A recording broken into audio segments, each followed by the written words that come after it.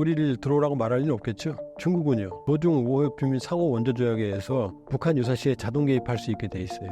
중국은 들어갈 수 있어요. 그 다음에 러시아도 이번에 6월 19일 날 푸틴이 김정은과 뭘 했어요? 포괄적인 전략적 동맹적 관계에 대한 조약을 체결해서 러시아도 군사원전을 할 수 있게 해놨어요. 유사시에 중국과 러시아는 지금 각자 다른 꿈을 꾸고 있죠.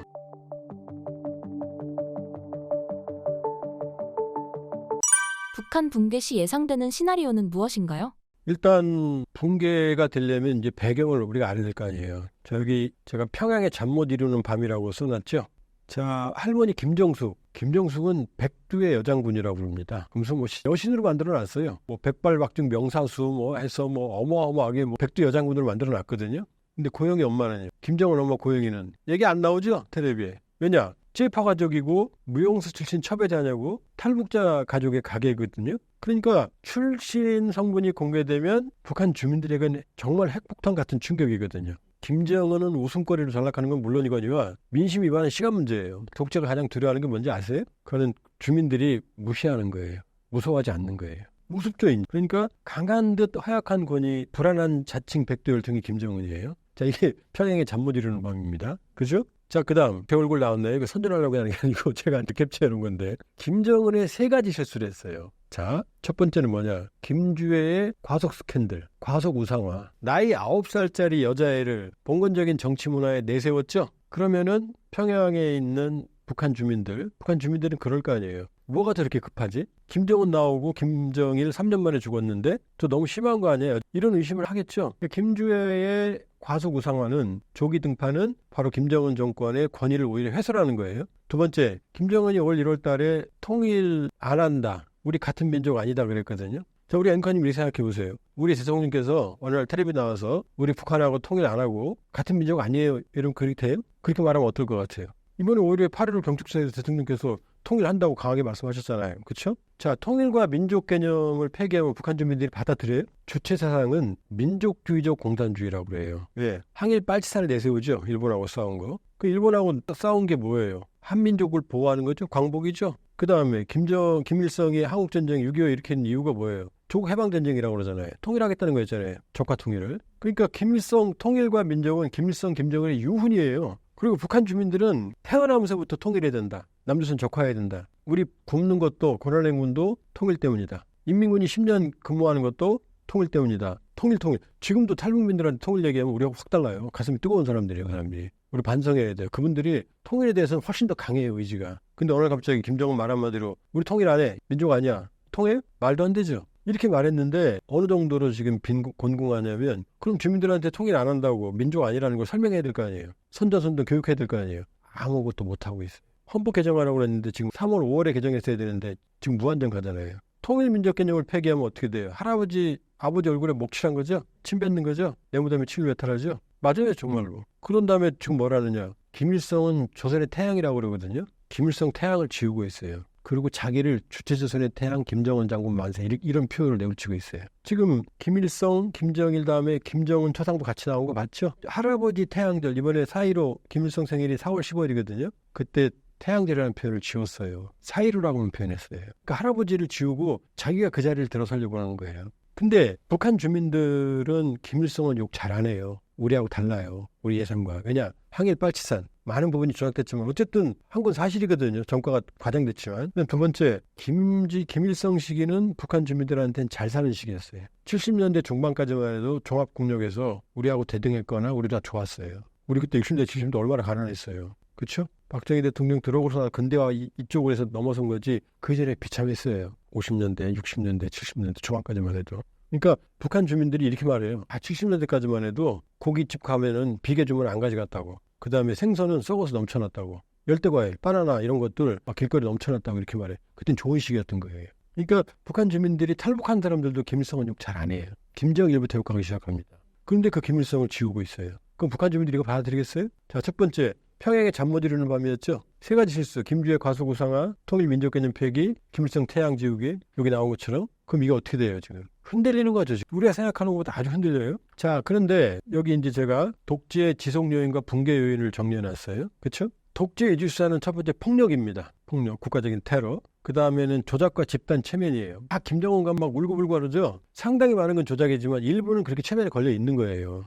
조작된 실화에 의해서. 그 다음에 차별보상. 평양은 특수한 특권층들, 그 다음에 집권층들. 요게 지금 북한의 독재의 수단이거든요. 근데 독재 붕괴 특징은 뭐냐? 아까 만세 그런다고 그랬죠? 근데 그중에 다 그럴까요? 이번에도 김정은이 이재민들 가서 아이들 만세하는 거 자세히 보세요. 앞에 있는 몇 명의 애들은 막 이러는데 뒤에들 이러고 있어요. 아니에요. 이러고 있어요.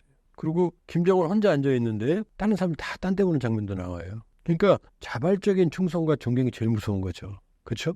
여기 신사임당 TV 여기 사장님 계시죠? 직원들 마음 잡으려면 어떻게 하는지 알아요? 월급 올려주면 돼요.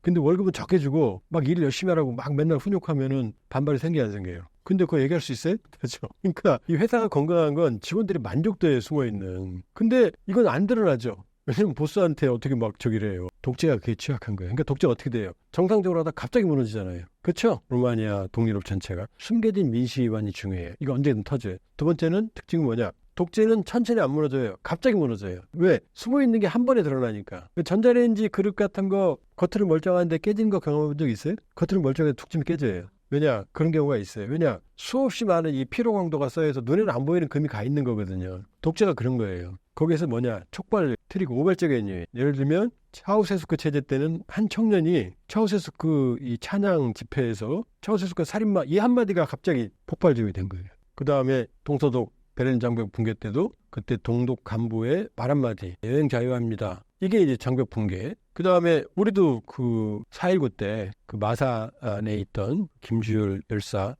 어떤 그 시신이 물에 떠오르면서 이게 불을 질린 거거든요. 그러니까 이런 촉발 요인들이 작용을 합니다. 그러니까 체계적인 저항이 아니라 확 들불이 붙듯이 하는 거죠. 이게 이제 두 개의 상황이거든요. 근데 지금은 이 독재의 유산과 붕괴 요인들이 두 개가 지금 결합된 상황이에요.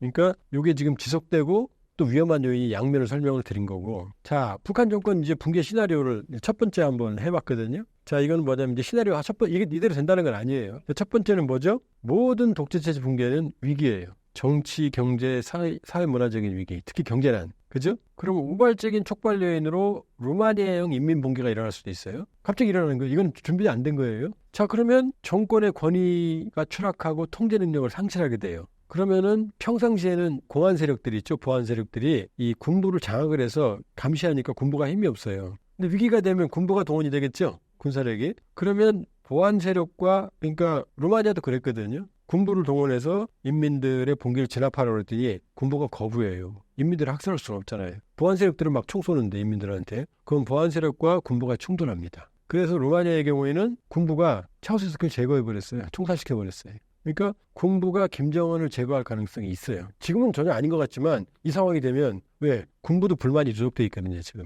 왜냐하면 김정일 때는 군에 대한 상당한 우대가 있었는데 지금 무조건 채찍만 막 별을 뗐다 붙였다 처벌만 가하거든요. 그러니까 군부가 루마니아처럼 김정은을 제거하는 상황이 올 수도 있다. 그러면 준비된 지도자가 없잖아요. 정치국, 노동당 정치국 중심의 집단 지도체제의 가능성이 있다. 그러면 결과적으로는 위기 상황이 되면 총 가진 사람이 제일 세요. 그럼 군부가 더 영향력을 강화할 거예요. 그러면 저개발 국가형 군부 독재의 가능성이 있고 그럼 군부 독재가 이 북한의 구조적인 문제를 해결을 못할 거 아니에요. 그러면 또 인민봉기가 재발되는 이런 시나리오가 하나 있고 또 하나 시나리오는 이제 김주애로 가는 시나리오입니다. 김주애로. 그 뭐냐면 김정은이 급사를 하면 지금 김주애를 후계자로 지금 만들고 있잖아요. 그럼 김주애로 가겠죠. 북한은 불행하게도 이 김주애를 김씨 일가를 제외한 다른 사람들이 지도자가 된다는 꿈도 못 꿔요. 정치문화가 후진적이니까. 그럼 김주애가 등장을 하겠죠. 김여정이 뒤에서 후계자 역할을 하겠죠. 자, 김주애는 어릴 거고 그렇게 성숙이 안 됐을 거고 국정 능력이 미비할 거고 김여정도 과거 장성택이나 이런 정도의 지지 기반을 가지고 있질 않아요. 그러니까 김씨 일가긴 하지만 상당한 국정 능력의 취약성이 보일 거예요. 그럼 어떻게 되죠? 그러면 정치국, 노동당 정치국이 제일 중요하거든요. 정의원 후보에 한 30명 돼요. 상무위원 한 5명 되고 김정은 중간 4명 되겠죠. 이 사람들 중심의 집단 지도 체제고 김주애는 얼굴 마담인 형상이 될 가능성이 높아요. 그러면 이 노동당 정치국에서도 위기 상황이 되면 점차 군부의 입김이 세질 거예요. 왜냐하면 위기 때는 총 가진 사람이 제일 중요하거든요.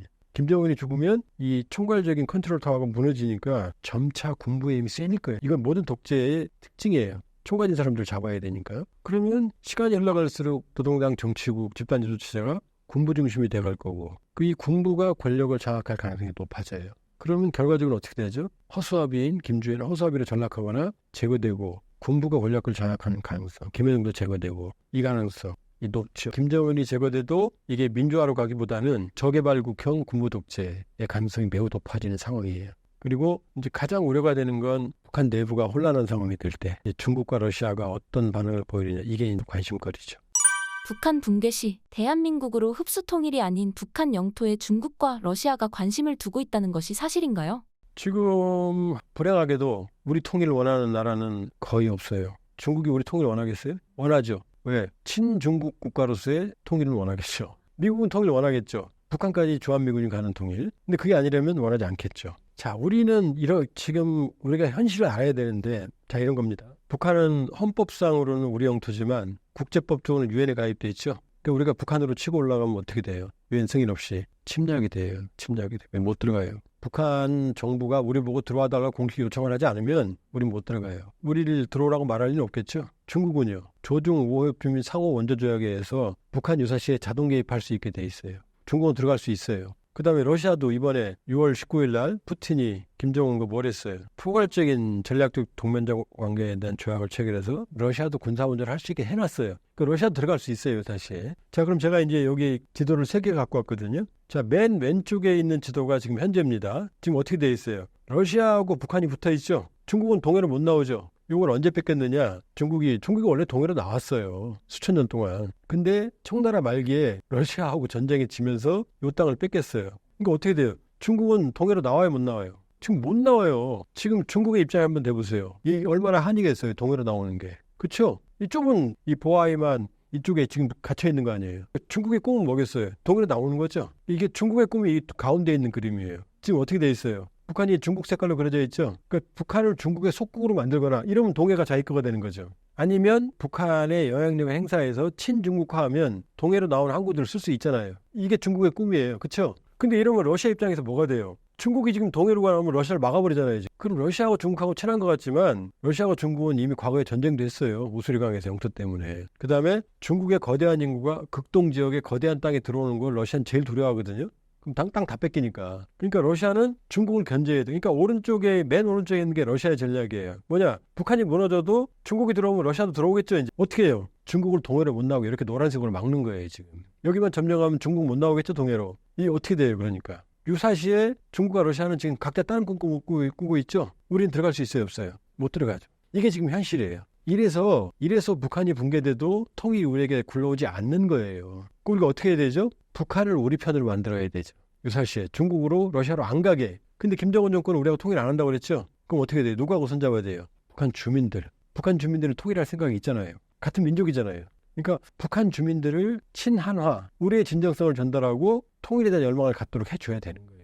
물론 북한 당국이 김정은 정권이 통일하고 하겠다고 그러면 같이 협력을 해야죠. 근데 북한 당국이 저렇게 거부하고 독재를 유지하겠다면 어떻게 돼요? 북한 주민과 손을 잡아야 되는 거죠. 그렇게 해서 북한 주민들의 선택의 폭을 넓혀줘야 되는 거예요. 그러려면 북한 주민들이 우리를 믿어야 될 거 아니에요. 그럼 지금 북한 주민들이 우리를 믿느냐? 아직은 아니에요. 그냥 우리는 형제가 아니라 그냥 부자 이웃일 뿐이에요. 우리 진심을 전달해야 돼요. 고난행군 때 수십만 명을 죽어갈 때 우리 안 도와줬고 못 도왔거든요. 지금 우리가 할 일은 북한 주민들의 눈물을 닦아주고 그 다음에 북한 주민들의 용기를 북돋아주고 우리의 진정성을 전달해야 되는 거예요. 말로만 해서는 안 되는 거예요. 느끼게 하는 거예요. 사랑은 돈을 써야 돼요. 왜냐하면 돈은 소중한 거잖아요. 그럼 내 마음을 전달하려면 어떻게 돼요? 돈을 써야 돼요. 이게 무슨 금전 만능주의가 아니에요. 돈은 소중한 거니까 내가 소중한 걸 전달해주고 저 사람들의 눈물을 닦아줘야 되는 거 아니에요. 서독은 돈을 썼어요. 인색하지 않았어요. 조건도 없이 썼어요. 그러니까 우리는 뭘 해야 되느냐? 북한 주민들에 대한 인도주의 무한 책임론을 실천해야 돼요. 헌법상 우리 주민이니까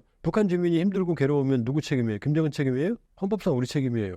김정은 책임이라고 그러면 북한 정권을 인정하는 거예요. 그 진보 정권이든 보수 정권이든 차이 없이 북한 주민들의 눈물을 닦아주고 그 사람들의 자존심을 존중하는 정책을 피는 게 통일의 지름길이에요. 북중러 관계에서 최근 가까워진 북러 관계 그 이유는 무엇인가요? 이렇게 보면 돼요. 웃는 푸틴, 화난 시진핑, 우는 김정은. 이게 지금 북중러 관계입니다. 이걸 좀 분석을 해볼까요, 지금부터? 자, 웃는 푸틴 이것 때문이에요. 여기 뭐라고 써 있어요? 북러 포괄적인 전략적 동반자 관계 조약 이렇게 돼 있죠? 자, 북러 간에는 그냥 일반 국가 간의 관계였어요, 그동안. 동맹이 아니었어요. 소련 때는 동맹이었는데 그거 깨졌고 90년대에 밋밋한 관계였다가 이번에 동맹은 아닌데 동맹과 비스무리한 조약을 체결해서 기분이 나쁜 거예요. 우리가 뭐냐, 이게 6월 19일인데 북로 포괄적인 전략적 동반자 관계 조약의 제4조입니다. 이게 뭐라고 써있죠? 쌍방 중 어느 일방이 개별적인 국가 또는 여러 국가들로부터 침공을 받아 전쟁 상태에 처하게 되면 타방은 유엔 헌장 51조와 조선민주주의공화국 러시아입니다. 빨간 글씨가 중요해요. 지체 없이 자기가 보유하고 있는 모든 수단으로서 군사적 및 기타 혼재를 제공한다. 이 빨간 글씨가 들어가면 동맹이에요. 근데 지금 동맹이라고 동맹조약은 아니잖아요, 이름은. 그러니까 동맹조약은 아닌데 러시아가 군사적인 개입을 할 수 있는 협력을 이걸 만들어 놓은 거예요. 이것 때문에 웃는 거예요. 왜 웃냐? 자, 볼까요? 여기 지금 그림에 보면 웃는 푸틴이라고 써 있죠? 자, 뭐라고 써 있어요? TV조선이 보도한 거죠? 자, 북한 러시아에 150mm 포탄 520만 발, 그 다음에 단거리 탄도 및 수십 발 제공, 이렇게 써 있죠? 지금 러시아 전쟁 수행 능력의 결정적인 역할을 하는 게 북한이에요. 자, 2022년 2월 24일 날 러시아가 우크라이나에 침공했죠? 그럼 지금 2년 한 반 돼가죠? 지금 152mm 포탄 520만 발, 이거 무슨 얘기인지 잘 모르겠죠? 이제 북한이 지금 우크라이나 전쟁에서 155mm, 우크라이나는, 러시아는 152mm 써요. 이게 주포예요. 근데 러시아가 대략 하루에 10,000발 쏴요. 그럼 520만 발이면 얼마 많은 물량인지 알겠죠? 이걸 준 거예요. 아까 뭐라고 됐어요? 전쟁에 처하게 되는 경우 지체 없이 도와준다 그랬죠? 그럼 러시아는 지금 전쟁 중에 아니에요. 그럼 북한 도와줘야 안 도와줘야 돼요? 도와줘야 돼요. 그러니까 저 조약을 체결하니까 어떻게 돼요? 당연히 도움을 받는 거죠? 근데 북한은 전쟁 중에 아니에요. 그럼 러시아가 도와줘야 안 도와줘야 돼요? 도와줄 필요 없는 거. 미래 일이죠? 지금은 어마어마하게 받고 그다음에 미래 가서는 그때 가서 나 바빠 이럴 수도 있는 거잖아요. 그렇죠? 그다음 두 번째, 여기 봐요. 북로 조약을 맺기 전부터 현재까지 기술 의료 지원 부대 500명 파병 중. 자, 이러니까 어마어마한 지금 군사 지원을 받고 있는 거죠? 자, 그럼 푸틴이 웃어요, 안 웃어요? 그다음 또 하나, 이거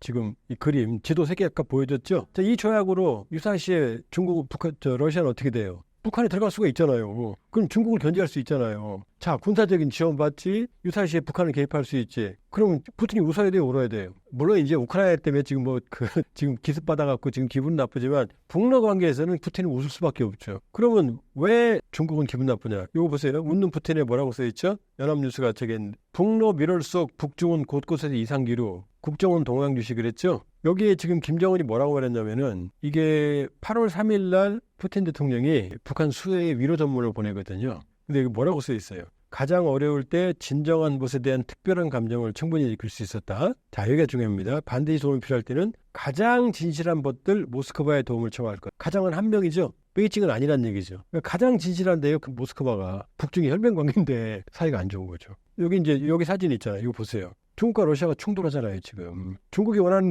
그림은 이건데 러시아가 지금 막겠다는 거잖아요. 그럼 시진핑이 생각했을 때 중국만 유사시에 북한에 들어갈 수 있었는데 러시아도 들어올 수 있게 하면 어떻게 되겠어요, 지금? 이거하고 똑같은 거예요. 우리가 한미동맹이죠. 근데 우리가 중국이랑 동맹을 맺어봐요. 그러면 미국이 기분 좋아하겠어요? 이거하고 똑같은 거예요. 그러니까 화난 시진핑, 웃는 푸틴이 여기 나오잖아요. 이게 6월 18일 날 기사거든요. 근데 푸틴이 6월 19일 날 갔잖아요. 뭐라고 써 있어요? 중국 매체 푸틴 방북의 경계 이렇게 써 있잖아요. 이미 유사시 자동 군사 개입 우려, 이걸 이미 걱정한 거예요. 이런 조약이 체결될 걸. 근데 체결됐잖아요, 지금. 얼마나 기분 나쁘냐면 자 보세요. 분노한 시진핑. 발자국, 이게 다 언론 제가 이제 정리해 놓은 거거든요. 발자국 지우고, 이거 한국일보네. 사진 내리고 좋았던 시절 지우는 중국 딸애네 김정은 발자국. 이게 뭐냐면은 2018년 5월에 김정은이 딸애네 가서 시진핑을 만나거든요. 근데 그 발자국으로 동판을 만들어 놨거든요. 근데 이건 시멘트로 발라버린 거예요. 시멘트로. 이거 우연이겠어요? 그 밑에 과거에도 딸에서 김일성, 김정일 중국 방문했던 사진 그 전시 공간이 있어요, 지금. 근데 거기다 없애버렸어요. 지금 폐쇄해버렸어요. 이거 우연이겠어요? 기분 나쁘다는 거죠. 그쵸? 왜냐? 요거 때문에. 이게 어제 오늘 일이 아니에요. 결정적인 게 이겁니다. 1년 전으로 시계추를 돌려보면 저기 사진이 2장이 있죠. 시진핑의 분노에. 이게 2023년 7월 27일이거든요. 이게 정전협정 기념일, 북한은 전승절이라고 그래요. 자, 김정은이 7월 27일 날 2024년 지금 옆에 있는 남자한테 뭘 받죠? 이게 리용중이라고 하는 중국의 고위급 시진핑 특사예요. 이 주는 게 뭐냐면은 친서예요. 근데 이 친서를 어디서 받아요? 지금 서서 받죠? 이게 어디예요? 공연장 복도예요. 그 다음에 옆에 있는 군복 입은 쳐다보는 남자가 러시아 쇼이구 국방부 장관이에요. 지금 많은 사람들이 보는 데서 시진핑 친서를 이렇게 봤죠? 쇼이구 보는데 그 귀중한 친서를, 이건 시진핑 뺨을 때리는 거나 마찬가지예요. 외교적 결례. 오른쪽 보세요. 이건 2018년 9월에 리잔수 상무위원장, 굉장히 높은 사람이에요. 중국에서. 지금 친서 어떻게 받아요? 단둘이서 정중하게 김정은 집무실에서 봤죠? 자, 이거랑 사진 비교해봐요. 이게 말이 돼요? 대놓고 지금 시진핑 주석을 작년에 뺨을 때린 거나 마찬가지예요. 이것 때문에 저는 못 봤는데 중국 틱톡이나 이런 데서 중국인들이 분노하고 있대요. 이 사진 때문에. 어마어마하게. 이런 외교적 결례는 생각해보세요. 우리 윤 대통령께서 바이든이 친서 보냈는데 대통령실 복도에서 중국 그 국방부 장관이 보는 데서 뭐야 하고 보는데 이렇게 받으면 어떻겠어요? 말도 안 되는 거죠. 자, 이것도 보세요. 같은 그때 7월 7.27 때인데 이 열병식 하는 거예요. 자, 그 리용중은 뚱하니 딴 데 보고 있죠? 반대로. 그렇죠? 근데 쇼이구 러시아 국방부 장관 김정은 어때요? 웃고 떠들고 있잖아요. 이게 지금 북중러 관계예요, 지금. 그러니까 시진핑이 분노할 만한 많은 이유가 있죠, 지금. 북러가 선을 넘었잖아요, 지금 시진핑. 자, 그럼 김정은은 왜 울어요? 그럼 김정은도 웃어야 될 거 아니에요? 근데 김정은 울어요. 자, 이거 보세요. 그렇게 러시아하고 친해졌는데 지난해 북한의 대중국 무역 의존도가 얼마인지 아세요? 98.3%예요. 러시아는요? 1%도 안 돼요. 아니, 사이가 좋으면 러시아하고 무역이 늘어났을 거 아니에요. 러시아는 줄 게 없는 거예요, 산업. 수출이 2억 9천만 달러, 수입이 24억 3천만 달러. 대중 무역 적자가 21억 달러예요. 우리 치면 2,100억 달러보다 더 큰 돈이에요. 그럼 어떻게 돼요? 러시아하고 친해졌는데 중국의 코킹은 더 세진 거죠, 의존도는. 그 다음, 자, 이겁니다. 북한에 중국에 파견한 노동자가 한 10만 명 되거든요. 지금 대략적으로 정확한 수치는 모르지만. 근데 그런 얘기 들어보셨죠? 언론에. 전원 노동자 귀국하라 뭐 이런 얘기. 여기 나오잖아요. 노동자 귀국 요구, 전원 귀국 요구. 그렇죠? 왜 귀국 요구를 할까요? 유엔 결의에 의해서 북한의 해외 노동자 파견은 불법이에요. 그 다음 코로나로 3년 반 국경을 닫았기 때문에 중국에 있는 북한 노동자들은 다 불법 체류자예요. 비자 연장이 안 됐어요. 들어가라는 거예요. 왜 들어가라고 그럴까요? 들어가면 북한은 달러 어디서 벌어요? 그렇죠? 압박하는 거죠. 그 다음에 단둥에 있는 북한 무역 일꾼, 쉽게 말하면 무역 중개하는 사람들이에요. 이 50%를 평양에서 들어오라고 그랬어요. 기분 나쁘다고. 그런데 중국 입장 들어가도 좋다. 근데 대신 대체 인력은 없다. 그럼 어떻게 돼요? 양국 관계가 안 좋죠. 그 다음에 이게 김정은의 정말 딜레마인데 태평만댐이라고 들어봤어요? 못 들어봤죠? 압록강의 가장 서해 마지막에 있는 태평만댐입니다. 여기 사진이 있죠? 태평만댐. 그 위에가 이제 수풍댐, 한때 동양 최대였던. 이 태평만댐의 비밀이 뭐냐면 여기에 조중 5호 송유관이라는 그 석유를 수송하는 파이프라인이 있어요. 중국에서 여기를 통해서 석유가 송유관으로 북한으로 들어가요. 그러니까 이게 송유관은 북한의 젖줄이에요. 근데 이거 중국이 잠그면 어떻게 될까요? 어떻게 돼요? 젖줄을 굴러 죽는 거죠. 젖줄을 잠그면. 그래요, 안 그래요? 그러니까 어떻게 돼요? 98.3%의 대중국 의존도, 그 다음에 10만 명에 달하는 중국 노동자, 그 다음에 송유관. 그러니까 어떻게 돼요? 지금 북러 관계 좋지만 칼자를 진 시진핑이죠. 시진핑이 칼질하면 어떻게 돼요? 김정은은 타격이 어떻게 돼요? 어마어마하죠. 정리하면 웃는 푸틴, 화난 시진핑, 우는 김정은. 이게 북중러 관계의 뒷그림이에요. 마지막으로 신사임당 구독자분들께 한마디 부탁드립니다. 네, 오늘 신사임당 TV 재밌었고요. 신사임당 TV도 경제 채널이죠. 경제의 안보의 영향이 아주 큽니다. 근데 우리나라는 남북 문제, 안보 문제를 이 경제 시장에 거의 반영이 안 돼요.